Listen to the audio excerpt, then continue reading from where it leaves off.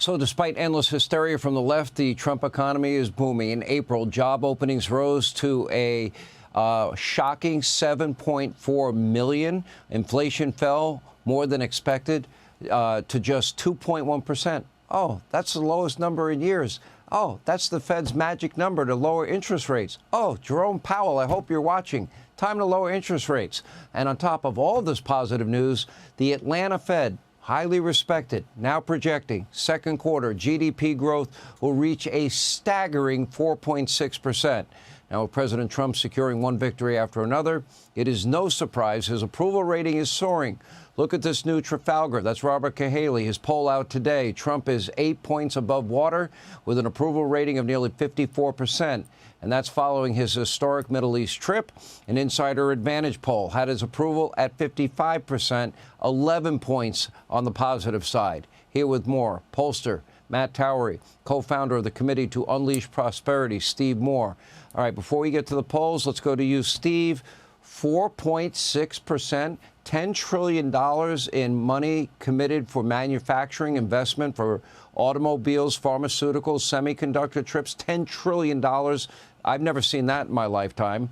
The largest tax cuts in history, assuming the one big beautiful bill gets passed. Oh, and he's looking out for hardworking men and women. No tax on tips, no tax on overtime, and seniors, no tax on Social Security. And he's not touching Social Security or Medicare or Medicaid.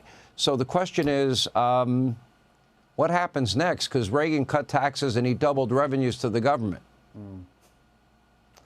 Well, Sean, this is an amazing story. It didn't happen by accident. By the way, doesn't it seem just like about a month ago, the media was saying we're headed to a second Great Depression because of Donald Trump? So it's been an amazing turnaround. And I would attribute this to three factors. Number one, you've got a pro-business president, a pro-America, pro-business president, and that is a very reassuring thing for America's small businesses and our employers. Number two, you've got this big tax cut that is like rocket fuel for the economy. And Donald Trump is going to get this done. And I want to salute Mike Johnson, the Speaker of the House, who got that through the House. Now the Senate has to do their job. Now, do I love that bill? No, I don't love it. But it's extremely important for the economy that they get this done. And then third of all, and as you know, Sean, I'm not a big fan of the tariffs that Trump has put in place, but he is one after another getting these trade deals done. And that has had a very positive impact on the overall economy and the markets. So this is a beautiful picture right now. It's almost like Donald Trump. Think about this. Since COVID hit, you know, the American economy has been kind of in a slumber. It's been kind of comatose. And all of a sudden, it's almost like the animal spirits of the economy have reawakened. And I love this picture. I just think it's fantastic. You know, last night, Matt Towery, we played fake news CNN and their poll guy freaking out because the Democratic numbers were so bad. You have Donald Trump plus 11, 55-44. And that's prior to this real big economic news. You're very well aware of how credible the Atlanta Fed is. You used to be a state legislator in the state of Georgia. This is a big deal to me. And $10 trillion in manufacturing commitments is a lot of money. That's a lot of high-paying career jobs. And I didn't mention we're going to become energy dominant. That's another big factor.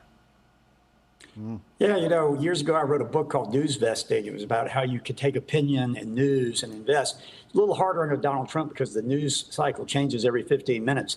But things are really going well with the economy. You can feel it. And I think the average American realizes it, those who are on Main Street. It's Wall Street and the media that are the problem. Wall Street is fixated on these tariffs, and the media is fixated on reporting the negative side of those tariffs.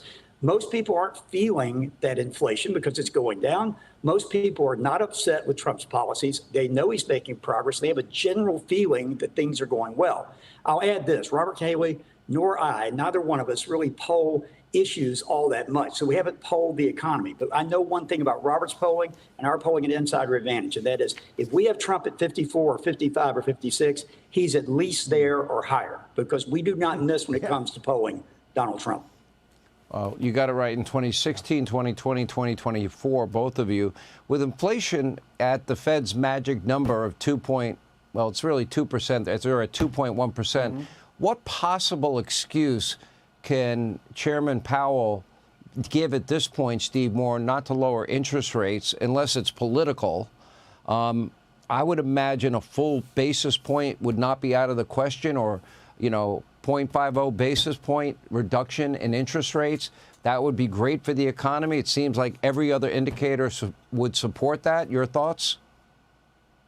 Yeah, well, first of all, it's an overall beautiful picture. It really is. And, when you look at the consumer confidence numbers, they're great. One of the most important statistics that came out in that Atlanta Fed report, which brought a big smile on my face, and Larry Kudlow talks about this all the time on Fox Business News, is businesses are investing like crazy. I mean, it's like they're opening up the spigots. They're so confident in the economy right now. So should the Fed be lowering rates right now? I would give it another month or so. Let's see what happens with inflation. The only thing that could really disrupt this picture is if we saw, a new eruption of inflation. I don't see that happening, but I don't want to let the genie out of that bottle. So I'm kind of pause now. Let's see what happens in a month or two. And then if we continue to have that low inflation, lower rates, by the way, that'll be great for our budget situation, because think of this, Sean, the cost of borrowing, we're the biggest borrower in the world, will decline, and that will reduce the deficit.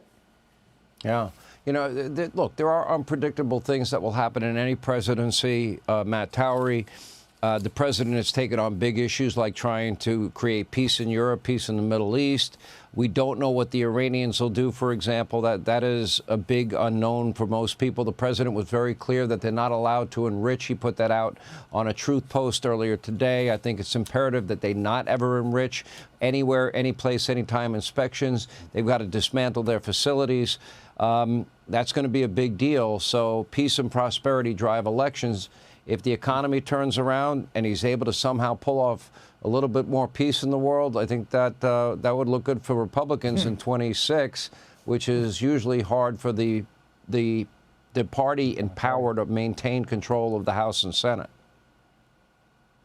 Yeah, I would think so. I mean, President Trump has something going for him this time he didn't have last time, and that's 4 years of experience and 4 years of being out and figuring out what went wrong last time that could go right this time. And he, this time, has it down, whether it's an international incident or whether it comes to getting legislation passed.